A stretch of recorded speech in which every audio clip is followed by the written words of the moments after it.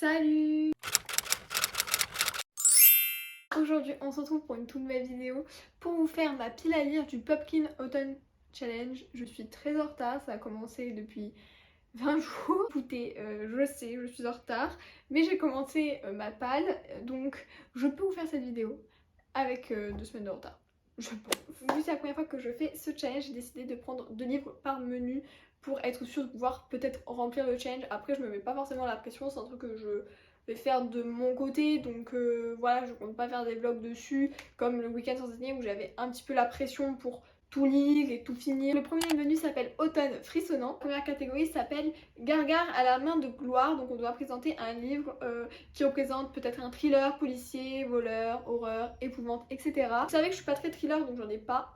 En fait, c'est le seul thriller pour moi qui était vraiment dans ma palle. Donc j'ai pris Kiman de Karen McManus, du coup aux éditions Nathan, car ça parle tout simplement d'une enquête d'un meurtre. Dans ce livre, on suit l'intello, le sportif, le délinquant et la reine de beauté et le gossip boy. Donc ils se retrouvent en retenue une après-midi. Seulement le gossip boy qui s'appelle Simon ne reviendra jamais de sa tort de colle. J'arrive pas à parler. Il va tout simplement être assassiné, considéré comme un petit thriller policier sympa parce que c'est pas mon genre de prédilection de base, mais il m'intéresse fortement et j'ai hâte de le découvrir. Le deuxième livre de ce menu appartient du coup à la catégorie le folklore de Chippenden. Je ne connais pas, j'ai pas les refs. Catégorie, on doit présenter un livre où les créatures sont surnaturelles, fantasy, obscures, fantastiques, etc. J'ai choisi Gods of Men de Barbara Kloss, donc aux éditions Rivka, car c'est tout simplement un fantasy. Dans ce monde, la magie est interdite dans 5 provinces et ceux qui sont nés avec un don vont être pourchassés à mort. Et donc c'est le cas de Sable qui ne savait pas que sa musique comportait de la magie et du danger jusqu'au jour où à l'âge de 9 ans elle va percuter sa sœur avec son chant et elle va mourir sur le coup et elle va avoir tellement peur pour elle qu'elle va fuir et donc elle va se retrouver au-dessus de ces provinces où tout est interdit. Elle va se retrouver dans les Landes où il y a des brigands, etc.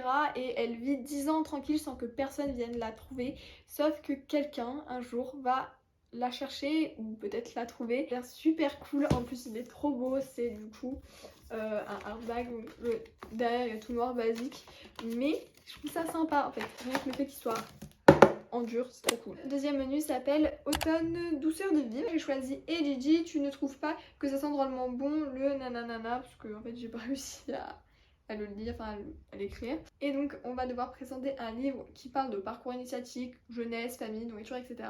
Que j'ai choisi, je ne sais pas si dans les codes qu'il y a écrit, mais pour moi oui.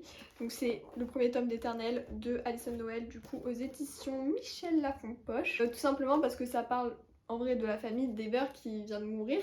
Elle a perdu sa famille dans un accident tragique. La mort de cette famille, du coup elle va recevoir un don assez terrifiant qui est qu'elle peut lire dans les pensées des gens. Donc elle évite tout contact avec les gens de son lycée et essaye du coup d'apprivoiser son pouvoir jusqu'au jour où elle va rencontrer Damien, Damon, ça s'écrit D-A-M-E-N, donc je pense que c'est Damon. Et Damon c'est le beau gosse du lycée, etc.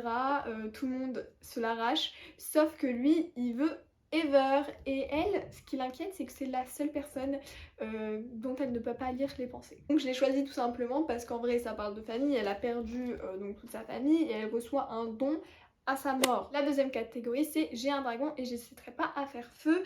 Du coup on doit montrer un livre qui parle d'humour, qui est peut-être illustré, d'animaux, anthropomorphes. Et donc moi j'ai choisi Simon Thorne de Aimé Carter, donc c'est le premier tome qui s'appelle Et le sceptre du roi animal. Et donc j'ai choisi parce que ça parle donc de Simon Thorne qui a le pouvoir de parler aux animaux. Il a que 12 ans et tout le monde au collège le prend pour un fou, sauf qu'il va découvrir qu'il est animalgame. J'arrive pas à parler. Oh! Être animalgame, c'est quoi? C'est qu'on peut se transformer en donc animal. Que sa première transformation va chambouler tout son destin, car il est l'héritier du roi Aigle et de la reine des loups qui sont en guerre depuis des années. Et ça a l'air cool. Je pense que là, j'ai trouvé un bon livre dans le thème. En plus, il est genre très jeunesse, je pense. Ça va se lire assez vite. Le troisième menu, c'est donc Automne enchanterre. La catégorie s'appelle Les lunettes de Pierre, c'est extra quand on veut. Hein? La catégorie s'appelle La lunette de Pierre, c'est extra quand on veut voir ce qui ne se voit pas. Oulala, bon, heureusement que je vais écrire en bas parce que sinon vous êtes perdu. Pour cette catégorie, on doit choisir un livre qui parle de fées, de petits peuples, de la nature, etc. Et bon, il n'y a que un critère qui ressemble, c'est donc Un palais d'épines et de roses de Sarah J. Maas, donc aux éditions La Martinière, tout simplement parce que ça va parler d'un peuple faé, que tout le monde sait de quoi ça parle maintenant aujourd'hui, et je l'ai toujours pas lu, et il faut que je le lise. Et la deuxième catégorie de ce menu, c'est Princesse, donc ça va parler de inclusivité, de LGBT, de féminisme, etc. Et donc là, c'est ma lecture en cours. J'ai choisi Positif de Cameron Garrett, donc aux éditions Robert Laffont dans la collection R, donc je l'ai presque fini. Vous pouvez voir. Je l'ai choisi parce que le personnage principal est séropositif, donc ça n'a rien à voir avec le fait de la communauté LGBT, ne me jetez pas la pierre, il y a une raison à ça. C'est parce qu'elle est bisexuelle ou se croit bisexuelle, elle se cherche un peu dans son identité, elle a vécu donc avec 2 papas.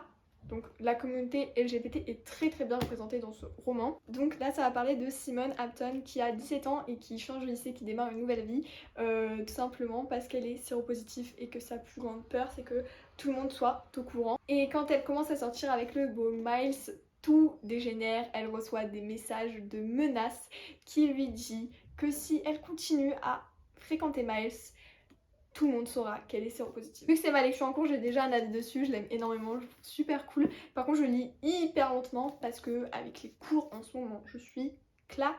Et donc on passe au 4e et dernier menu qui s'appelle Automne des mystères. La première catégorie s'appelle Le destin perdu. Pour ça, on doit présenter un livre qui parle de temps, d'énigmes, de puzzles, d'horloges et tout. Moi, j'ai choisi La vie invisible d'Adi Larue, donc de Vi Schwab aux éditions Lumen. Ce livre, je l'ai vu tourner partout sur TikTok, surtout par sa beauté. Et pourquoi je l'ai choisi? Tout démarre lors d'une nuit de 1714 où la jeune Adi est avide de liberté et va sceller d'un coup un pacte avec une sorte de diable et elle va donc devenir éternelle, sauf que, bien évidemment, il y a une contrainte, c'est-à-dire qu'à chaque fois qu'elle va rencontrer une nouvelle personne, elle ne va plus se souvenir d'elle au moment où du coup elles vont se quitter. Donc elle va traverser les époques tout en étant en fait invisible. Bon, c'est un peu difficile je trouve à résumer donc Adi Larue parce que pour moi le résumé il en dit trop et du coup je préfère couper court à ce résumé. Parce que ce qui m'a fait acheter ce livre c'est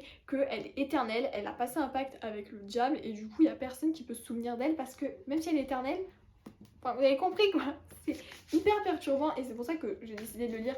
Et donc si vous voulez le lire, faites comme moi, soyez un peu dans le déni au départ, comme ça vous découvrez tout en même temps et tout, ça serait trop chouette. Et du coup le dernier livre s'appelle Cabinet de curiosité où on doit présenter un livre qui parle de singularité, de science, étrangeté, musée, art, etc. Du coup moi j'ai choisi Le projet Starpoint de Marie-Laurana Van Consin qui est donc La fille aux cheveux rouges aux éditions Point ou Points. Donc ça va parler de Pythagore qui est de retour au lycée et qui a qu'une hâte, c'est retrouver sa meilleure amie Louise, sauf que sa meilleure amie va être omnibulée par la nouvelle qui s'appelle Foresta. Et cette nouvelle élève, elle a une petite particularité, une petite donc singularité, c'est qu'elle a les cheveux rouges, ce qui n'est pas très commun quand même. Donc lui, bah, il va se sentir délaissé et du coup il va dire ah mais je n'aime pas cette fille mais à la fois elle m'intrigue, elle m'attire un peu. Le jour où Louise va disparaître et il est très inquiet et du coup il va décider de suivre Foresta dans ses mystères et ses délires. C'est la première fois que je fais ce challenge, j'avais jamais pensé avant mais maintenant vu que je suis sur Booktube, faut quand même que je tente des challenges assez classique et assez fait et refait parce que faut que je prenne mes marques dans cet univers. Si vous avez aimé cette vidéo, n'hésitez pas à la liker, dites-moi dans les commentaires quel livre vous attire le plus dans ma pile à lire et si vous voulez suivre un peu plus mes aventures au fil des pages, je vous conseille de vous abonner. Sur ce, je vous dis à la semaine prochaine pour une nouvelle vidéo. Bye bye!